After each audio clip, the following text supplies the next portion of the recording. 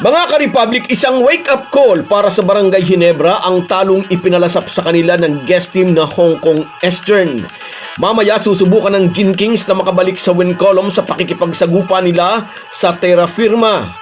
Pagkatapos ng labang ito'y lalo pang matetest ang tatag ng mga magalak dahil mabibigat na laban ang nakahilera sa kanilang kalendaryo. Sa December 21 ay ang Converge naman ang kanilang makakaharap at sa araw ng Pasko, ang laging inaabangang Manila Clasico. Pag-uusapan po natin yan, pero bago ang lahat ay maglalambing po ako sa inyo na isubscribe ninyo itong ating channel at kung di masyadong makakaabala ay i-like at paki-share na rin ninyo. Malaking bagay po yan sa aming mga vlogger. Maraming salamat. Mga ka-Republic, umaasa ang mga fans ng isang bounce-back win para sa Ginebra mamaya sa pagharap ng mga mag-aalak laban sa wala pa ring panalong kupunan ng Terra Firma. Isang pagkakataon ito upang manumbalik ang kumpiyansa ng mga bataan ni Tim Cone matapos silang talunin ng Eastern. Isang pagkakataon ito upang manumbalik ang kumpiyansa ng mga bataan ni Tim Cone matapos silang talunin ng Eastern. Naging blanko ang bala ng baril ng mga mag-aalak laban sa bisitang kupunan. Isa lang ang kumonekta mula sa 19 na attempts sa 3-point area. Tiyak na nagkaroon ng mahabang shooting practice ang Ginebra pagkatapos ng larong iyon sa Antipolo. Laban sa Terra Firma mamaya, hindi dapat magkumpiyansa ang Gin Kings dahil may mga veterano ang Jeep na may championship experience. Anumang oras ay pwedeng pumutok si Vic Manuel, isang malakas na power forward na matagal na bangko sa SMB at ngayong narito siya sa Jeep, isa siya sa masasandalan ng kupunan. At si Stanley Pringle. Naging piyesa ito ng Ginebra sa ilang championship run ng mga magalak at mamaya isa siya sa pwedeng magbigay ng malaking problema sa Gin Kings. Sayang nga lang at nagdesisyon si Christian Standhardinger na maagang magretiro, kung hindi, pagkakataon sana niyang ipakita sa kanyang former team na isa pa rin siya sa pinakamalakas na sentro sa liga. Lalo na at walang katiyakan kung makapaglalaro si Japet Aguilar sa laban nila mamaya. Hinihinalang calf spray nang tumama kay Japet Aguilar sa laro nila kontra sa Hong Kong Eastern. No contact and yet, bigla na lang itong umika. Mas malala nga lang ang tinamunoon ni Jamie Maloso. No contact din, pero bigla na lang itong bumagsak at namilipit sa sahig. At ang resulta isang buong season na hindi ito nakapaglaro. Umaatendo naman ang team practice si Japet Aguilar, ngunit nililimitahan ang galaw nito. Kung mayroon man, ayaw ni Coach Tim Cone na madagdagan o lumubha ang injury ng kanyang nag-iisang legit na sentro. Ayaw magbigay ng sagot ng nakausap natin ang tanungin natin kung makakapaglaro ba ang 6'9" na big man ng Ginebra. Basta abangan na lang daw natin. He is not in liberty para magsalita sa desisyon ng coach. Tatantyahin lang muna siguro ni CTC ang takbo ng laro mamaya. Kung sa palagay ng American mentor ay kakayanin nang wala si Japet, baka hayaan na lang niyang makapagpahinga ang Ginebra big man. At susubukan si Troy Rosario kung kaya ba nitong maglaro ng number 5. Sobrang importante na makabalik sa win column ang Ginebra dahil mas mabibigat ang mga team na sunod nilang makakalaban. Sa Sabado, December 21 ay ang Converge ang kanilang makakaharap. Pinataob ng Fiber Xers kagabi ang Northport upang ibigay sa Batang Pierre ang unang talo ng mga ito sa loob ng 6 na laro.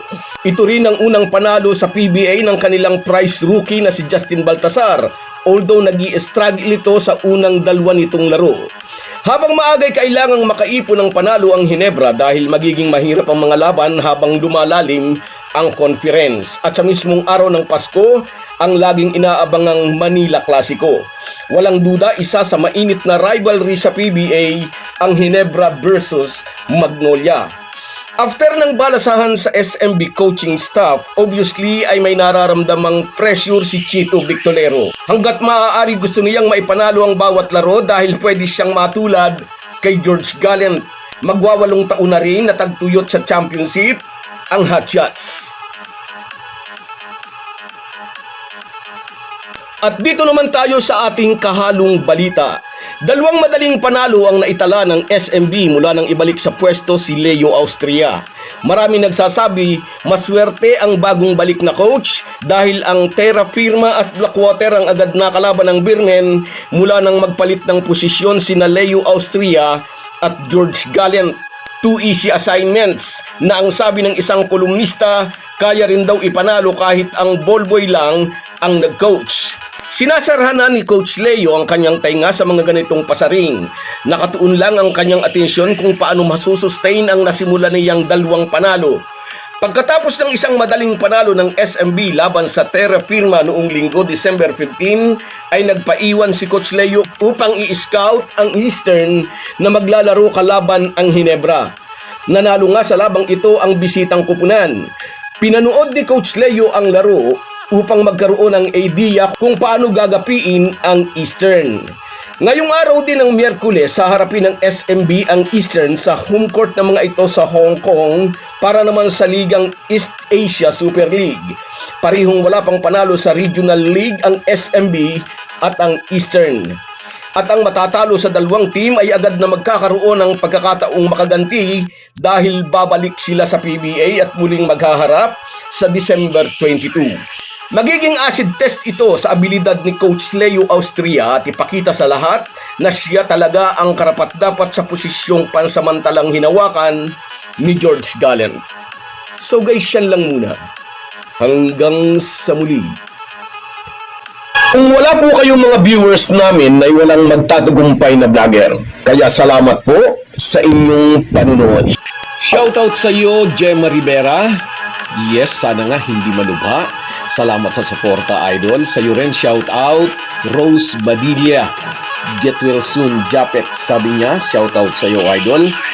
Sa iyo rin, shout out Emily Olivares mula dyan sa Saudi. Shout out sa iyo. Maraming salamat sa panonood. Sa iyo rin, Edwin Filizardo. Yes, kinapos tayo ng konti.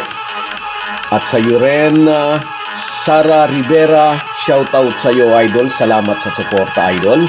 At sa iyo rin, shoutout Merson Kabady Vlog mula dyan sa Oman. Ingat ka lagi dyan, kabayan. At sa iyo rin, shoutout Rino Baral. Sana nga hindi serious yung injury ni Japet. Sa iyo rin, shoutout Michael B. Salamat at present ka lagi. Never say die. Sa iyo rin, shoutout Mike Angelo Maravilla. Yes, babawi next time. At sa iyo, Sahara Higia. Salamat sa inyong lahat. Kahit gaano po tayo kabisi ay huwag po nating kalimutan ang ating buhay espiritual. Lagi po tayong magpasalamat sa bawat araw na dagdag sa ating buhay. Malaki po ang maitutulong ng pananalangin araw-araw. Isang paalala po mula sa inyong Halo-Halo Sports Republic.